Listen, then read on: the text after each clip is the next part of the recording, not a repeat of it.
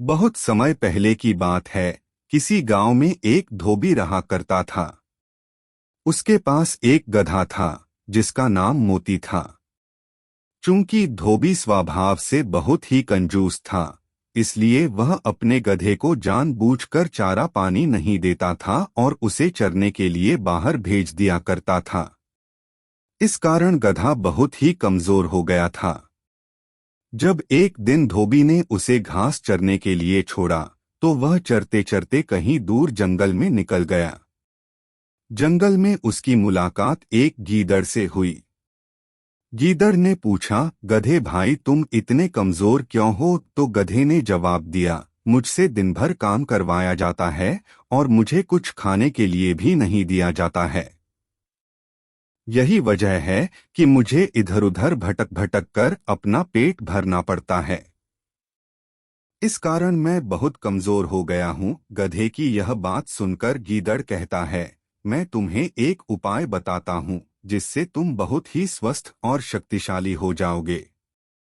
गीदड़ कहता है, यहाँ पास में ही एक बहुत बड़ा बाग है। उस बाग में हरी भरी सब्जियां और फल लगे हुए हैं।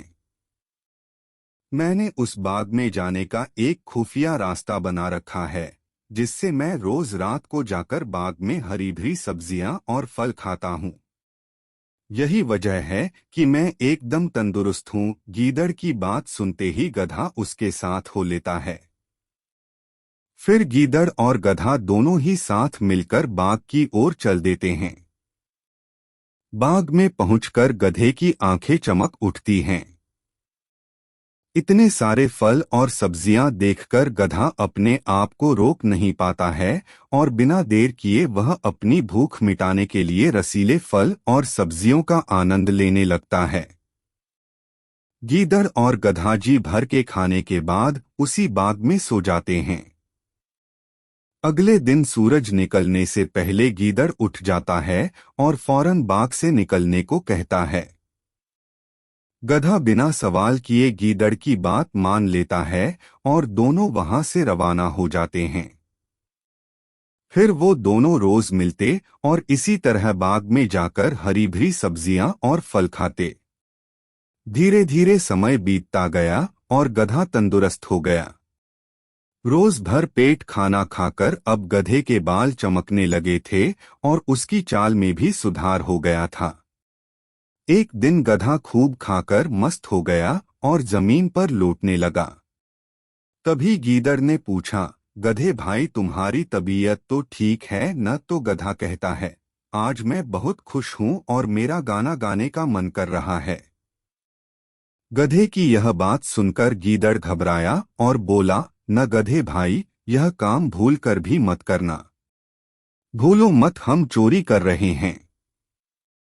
कहीं बाग के मालिक ने तुम्हारा बेसुरा गाना सुन लिया और यहाँ आ गया तो बड़ी मुसीबत हो जाएगी।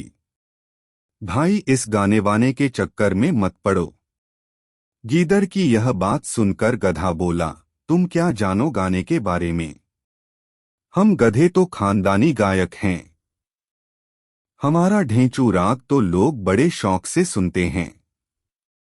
आज मेरा गाने का बहुत मन है, इसलिए मैं तो गाऊंगा। गीदड़ समझ जाता है कि गधे को गाने से रोक पाना अब बहुत मुश्किल है। गीदड़ को अपनी गलती का आभास हो जाता है।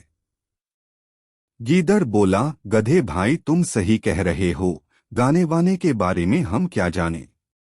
अब तुम बता रहे हो तो मुमकिन है कि तुम्हारी सुरीली आवाज सुनकर बाग का मालिक फूल माला लेकर तुम्हें पहनाने जरूर आएगा। गीदड़ की बात सुनकर गधा खुशी से गदगद हो जाता है। गधा कहता है, ठीक है, फिर मैं अपना गाना शुरू करता हूँ। तभी गीदड़ कहता है, मैं तुम्हें फूल माला पहना सकूं, इसलिए तुम अपना गाना मेरे जाने के 15 मिनट बाद शुरू करना। इससे मैं तुम्हारा गाना खत्म होने से पहले यहाँ वापस आ जाऊंगा।